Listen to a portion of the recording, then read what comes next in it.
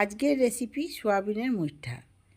এর জন্য আমি সোয়াবিন নিয়েছি। সোয়াবিনটা 5 মিনিট জলে ভিজিয়ে রেখেছিলাম। ভালো করে জলটা নিংড়ে ফেলে দিয়ে মিক্সিং জারে পেস্ট করে নিলাম। একটু দানা দানা থাকবে, খুব একটা মিহি করব না। 2 চামচ বেসন, 1 চামচ হলুদ গুঁড়ো, লঙ্কা গুঁড়ো, নুন সব একসঙ্গে নিয়ে ভালো করে মেখে নিলাম। আর একটু বেসন লাগবে বলে 1 চামচ দিয়ে দিলাম। মুইঠার আকারে বানিয়ে নিলাম। দিয়ে একে একে তেলে সব ভেজে নিলাম। এপিট ওপিট উল্টে পাল্টে লাল লাল করে ভেজে তুলে নিলাম।